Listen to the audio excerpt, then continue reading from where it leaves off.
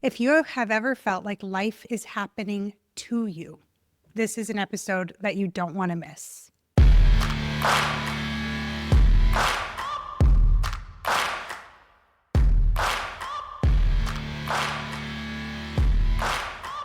Welcome back to the Broken and Brave podcast. Today I have Megan Caldwell on the podcast with me, and I am so excited to share her with you. We met actually through her recent summit that she hosted, which was the ROCKSTAR Mom Summit. Did I get the name right? ROCKSTAR Mom Virtual Event. Yes. Okay, there we go. There we go. Same different, but that's where we met. Yeah, we met through that, and it was an immediate connection and felt like a friend, a long lost friend. And so I couldn't wait to bring her on my podcast to share her with you. Now, Megan, tell us a little bit about yourself, and then we'll dive into your story.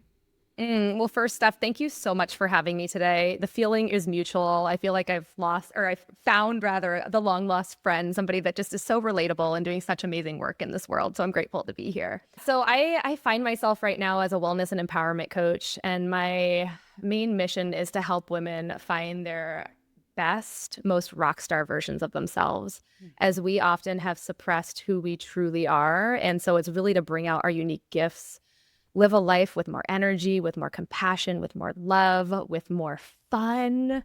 And that's what I'm really passionate about. And it's doing this work as I am also holding those roles as mom, as wife, as small business owner, as community member. And my own journey, as I know we'll get into, has really led into the work that I do today. Yes, absolutely. When we were getting to know each other better, just hearing all of the things that you've been through, I think it can be so easy for people on the outside to say, oh, well, she's good at that because she's not been through anything, or like life is just easy for her. And in fact, we're just going to touch on a couple things, but you have been through the trenches in a number of ways in your adult life. We didn't even get into childhood stuff.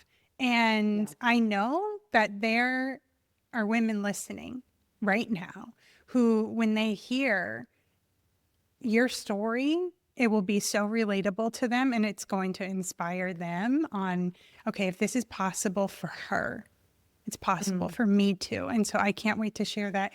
I am curious, this is like a small off the wall, but play really stands out and fun when I interact with you. Like you bring out the energy of fun for me and joy and play.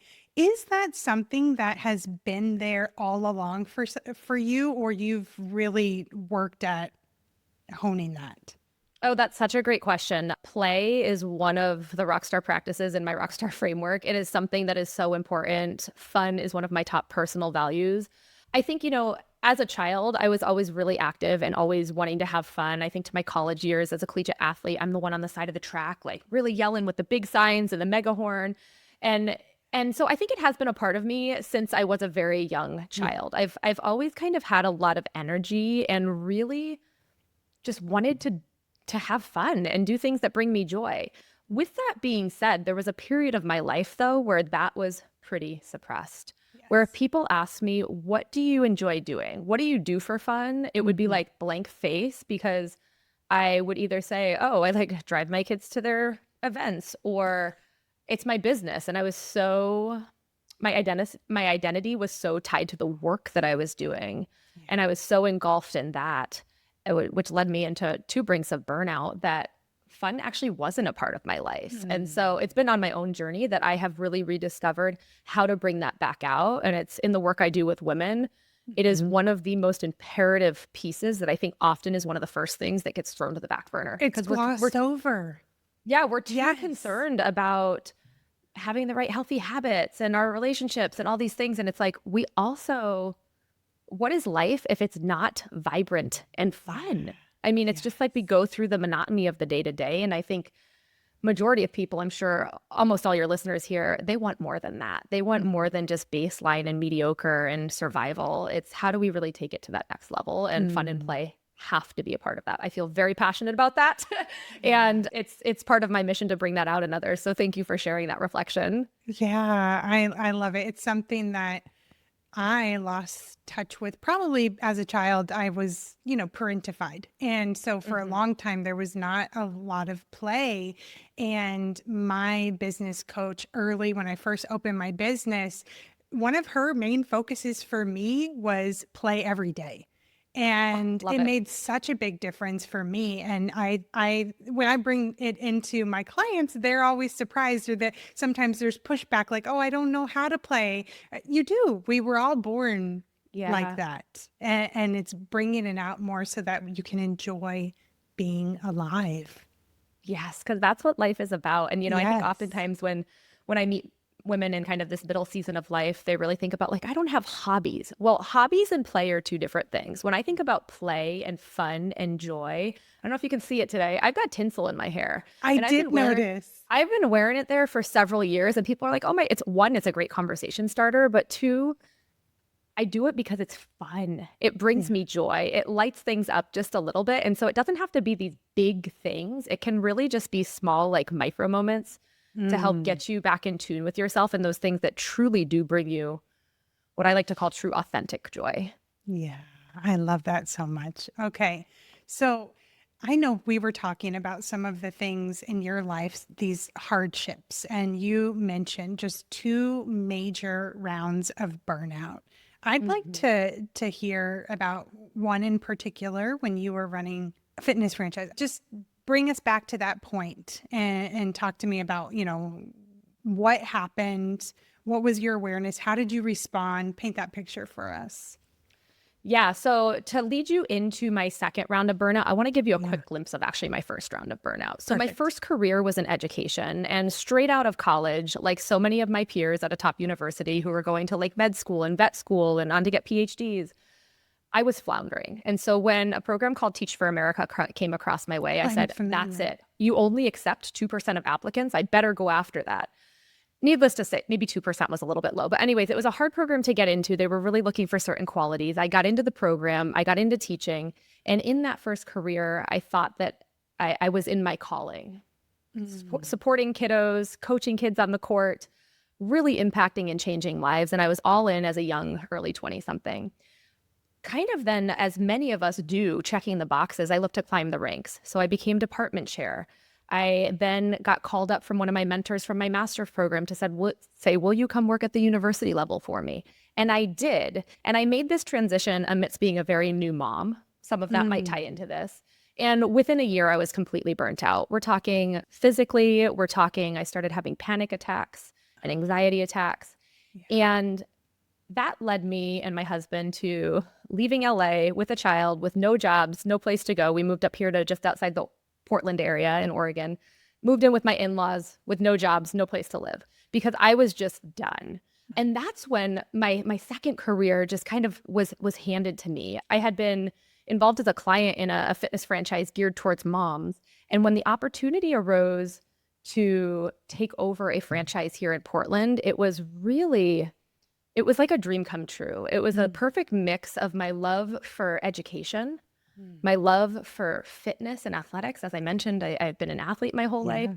as well as an opportunity for me to really spend time with my kids as they were growing up. So, Mm, anyways, I got into this fitness franchise space and I took this small little franchise and I grew it into this big masterpiece where we were across 8 or 9 locations. I had a team of 14.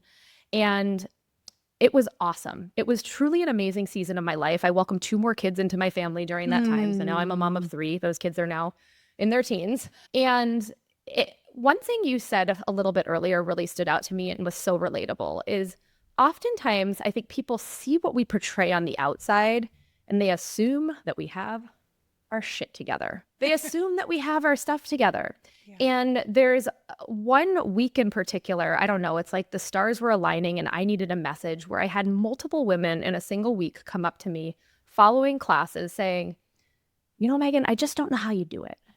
You've got this thriving business, you've got 3 beautiful kids, you have a spouse, you just moved into a new home. How do you do it? And my response, Steph, was I literally smiled and nodded. I had nothing to say because on the outside, I had checked the boxes. I had done the things. Mm, I was on the news stations. I had 80-person classes at the zoo. I had an amazing team.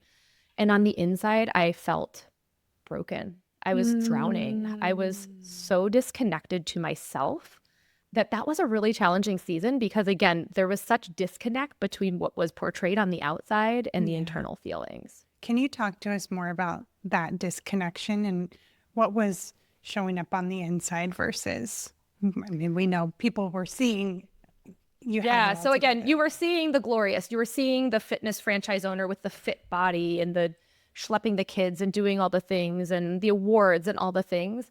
And on the inside, the number one thing that comes to mind is I felt so alone. I felt so alone and I felt like such a fraud because I wasn't practicing what I was preaching. Here I was preaching to women, take care of yourselves, take care of your body, focus on your relationships. And I wasn't doing it myself. And so it was that real disconnect from like deep down, I knew the way I was operating, which was in cycles of head down, work harder, do more, grow bigger. It wasn't jiving. And the crazy thing about my story is those comments that came and they continued to come about like, how do you do this, Megan? That didn't like knock me on the side of the head. What actually was the turning point was my 35th birthday. We had been in Portland for the last 6 or 7 years, and I had developed this amazing tradition with some close girlfriends, a couple actual college buddies who live in town, some other friends that I had met here in the Portland area and gotten close to. And every year we went out for, and we still do it to this day, we go out to an amazing restaurant called Bamboo Sushi, and then we get salt and straw ice cream. And it's something I had looked forward to. But on my 35th birthday, I wasn't really jiving. I was like, I guess I'll go. Like, my friends put this together for me, but I just felt flat. And it was at that birthday dinner in a very nice restaurant in downtown Portland that my friends called me out. And they said, Megan, what's going on? And I was like, nothing. Like, what? And when you have those people in your life that know you on that deeper level and have seen you through different seasons, they can call you out because they know the truth. And so, I wanted to deny it. And I said, things are okay. It's just stressed. I have this event coming up. And they're like, no, like, what's actually going on? I can't remember much more of that conversation, but what I can remember is that was the catalyst to my own deep personal development journey starting.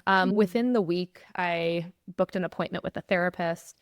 Within a couple months, I hired a business coach because in therapy, I learned my business was actually not, it wasn't working for me anymore. It wasn't where I wanted to be, even though for 5 or more years it was. It took me a couple years to unwind from that business. And what became of that was me peeling back the layers, getting really uncomfortable. As you know, that's what happens when we do this deeper work. Yeah. And really getting in tune with what it was that I actually wanted. I thought I wanted bigger and more clients. I was measuring all of my success by, okay, we hit 200 clients. Can we get to 250? Da, da, da, da, da. And what I wanted was presence. I wanted deeper connection with my spouse, with my kids. And as I dove into my work, I was actually on a client call earlier today. I shared that one of the very first things that shifted as I worked on myself more was my relationship with my husband and how I was able to 100%. show up there and how I was able to actually, for the first time, and we've now been together 20 years. At that time, we had been together, 12 or many, many years, is for the first time, I was actually able to articulate what my needs and desires were. And so from there, it's just expanded. I went full on in. I've read every personal development book, listened to all the podcasts, taken courses, gotten certified. And that's my life's work now, is to help women truly find themselves, find that missing piece. Like, it's like when you know that, like, for some women, it's like life is good, but how do we make it great? How do we get you into your rock star life? For others, you're in the depths of it where I was back in 2018, and you don't know which way is up. Right. And it's taking those first steps to get you there. So that, again, second round of burnout was really a pivotal moment for me in terms of really needing to make some significant shifts so I didn't feel so broken anymore. I love that your friends called you out. It just So grateful. can feel so uncomfortable when that happens, but it's so loving. Like, this isn't who you are. Like, something's going on, and it people, might be like, oh, they're calling me out. But that was the shift that you needed. You needed the mirror. Yeah. And sometimes people avoid the mirror. Right. But Because they don't want to see it. They don't want to Yeah. see the truth. And it's like, we actually have to face the truth and face the demons and face the ugly Yeah. in order to move into a different space. Yeah. And I've noticed in talking to you and being part of the virtual event that authenticity is a word that you use regularly. And when you said, I wasn't practicing what I preached, it became clear to me that's one of the reasons probably why it's so important to you, because you realized, okay, I wasn't doing that. And now that I do, it's Yeah. shifted so many things.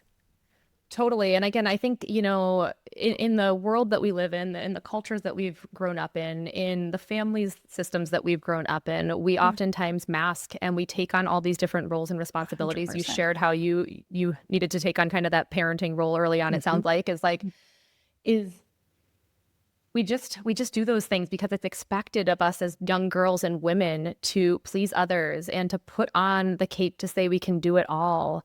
And it is at our own expense. It is pushing our own needs aside. And there is this just deep resistance and deep feeling of disconnect when we are not living by our values and living our most aligned, authentic lives. And that's what I support women in now. And it's like such a pleasure and such a journey to like come full circle from having my own bouts of this to now being able to really, truly just let others live in a world that is like in an internal world that is more peaceful and more light and more fun and more seen.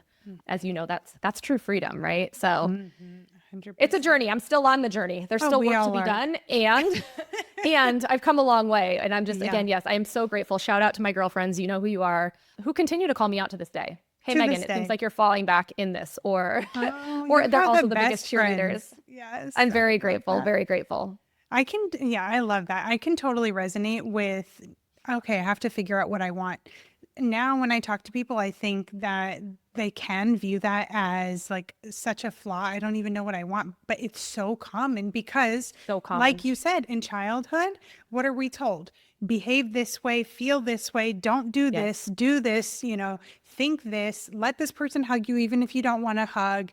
And there's all of these rules, right, wrong, right, wrong, right, wrong, and follow, Right. these steps, whether they're explicit or implicit, where people lose touch so often with Yeah. like, what do I want?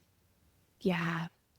It's so true. And it's a question I love asking people, friends, as well as potential clients. It's a question I dig into with my own clients all the time. And it's one that we get to continue to explore. And so I love that you kind of shared that, is that those listening that are like, I don't even know what I want right now because I'm so caught in the thick of it, or I'm so far removed, like, that is okay. There is so much hope, and it's one foot in front of the other. It's taking one step. Sometimes it is leaning into support And to it's make those strides forward.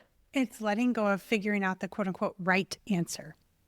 Because what I want today might be different than what I want next year. And I wouldn't know unless I took a step and I feel into, okay, yeah, actually, this doesn't feel like what I thought it would feel like. I'm going to shift and do something else that I want, or create something. Totally. And Right? what comes to mind there as you say that is this whole concept of clarity. Is I think a lot of women, when they're so like floundering in this space, it's like, I just want clarity. Like, what do I want? What is the next step? What's the next career move? And it's like, we can't just come to clarity. That's what we have been conditioned to know, is if I come up with the perfect plan, it's going to work out a perfect way. It is our perfectionism. It is our all or nothing tendencies. And one of my favorite sayings that I got from a very dear friend and mentor of mine is, action creates clarity. Is you have to take the step.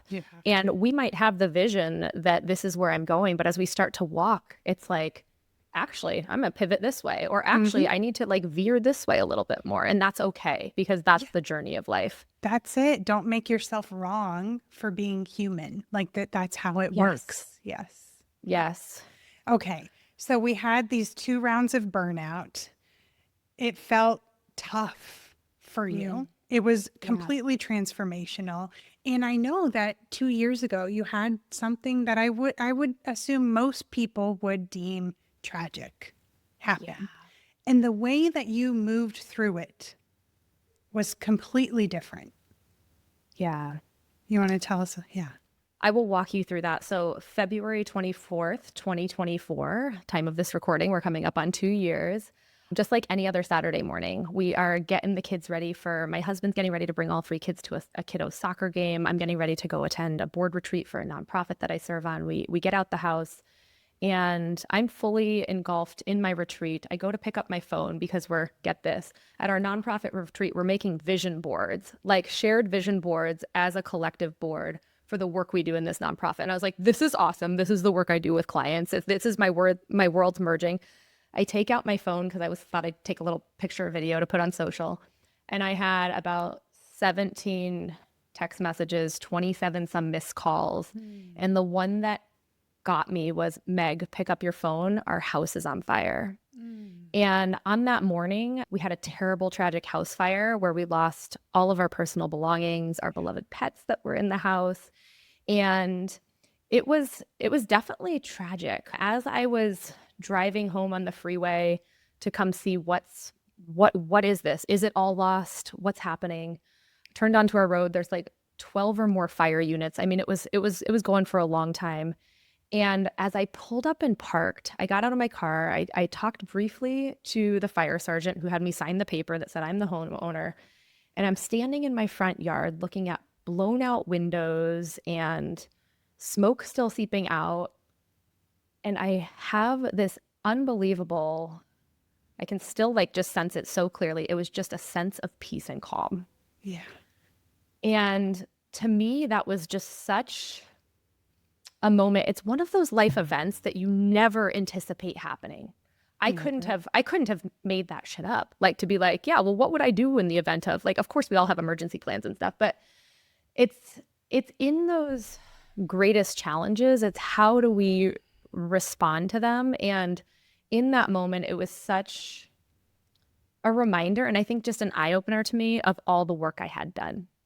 On how well I had gotten to know myself over the last 7 years since my journey started, as you heard in that first story, to truly understand in times of tragedy, in times of hardship, when life shits on you, what is it that I actually needed?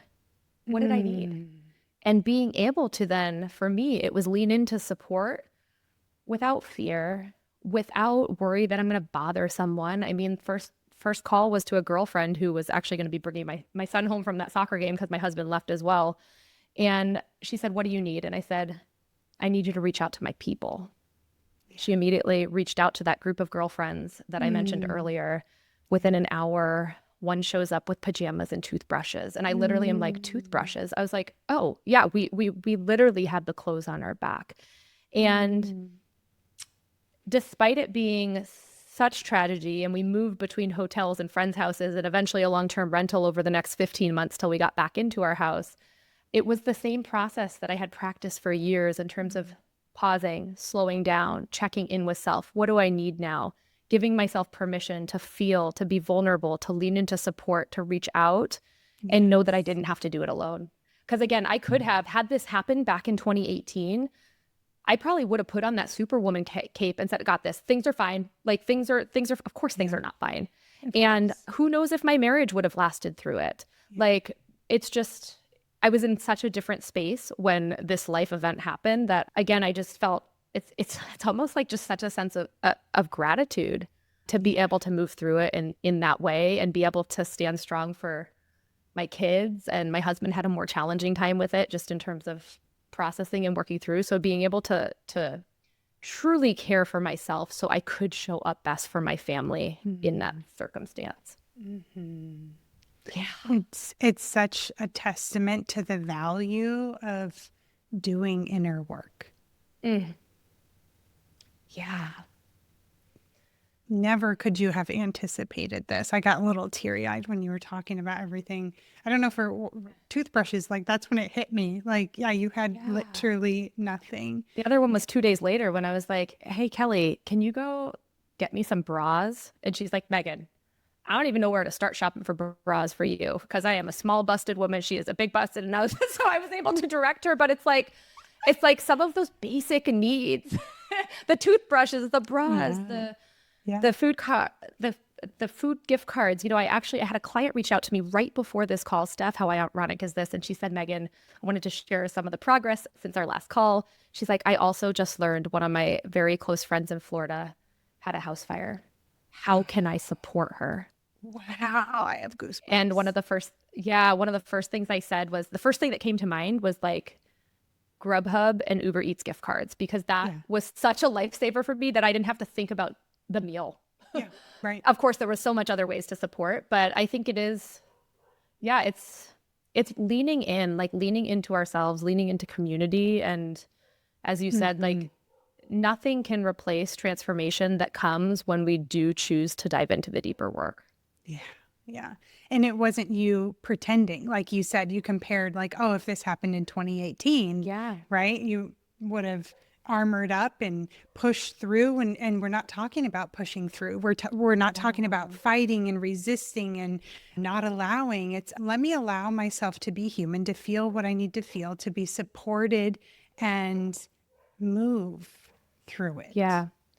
Move through it with ease. And when I talk to, I particularly work with high achieving women who, again, hold many areas of their life together. But when it comes to their own health and wellness, or when it comes to this desire for something more, something is missing. And one of the biggest things they often desire is to have more of this sense of peace, more of this sense of ease, more of this sense of simplicity.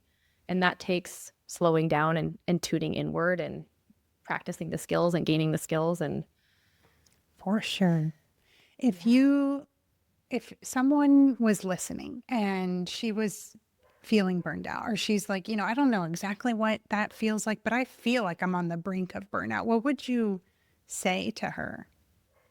yeah, I think the first step is permission, is we have to give ourselves permission to feel the feels, to know that we don't have to do it alone. Give ourselves permission to lean into support. Give ourselves permission to be vulnerable. Give ourselves permission to take down the guard and say, I'm not okay. And then ultimately give ourselves permission to start taking those baby steps forward in the new direction. Yes. Yes, yes, yes. Anything else you want to share about your story, your transformation that you think would be helpful? I think the only other thing that I want to share is that, especially for those women who are in the depths of it right now and feeling really, really stuck or burnt out, know there's hope. And it really, truly is just one small step at a time. So maybe your next step is taking a couple minutes following this podcast to just journal some of that hard shit. Maybe it is reaching out to Steph or I in terms of how we can support. Maybe it is calling up that girlfriend who called yesterday and you're like, yeah, things are fine. And you're ready to say, actually, I'm not fine. Just knowing that you're not alone in this journey. We're here. I We're real love that people, and so let's do it much. together.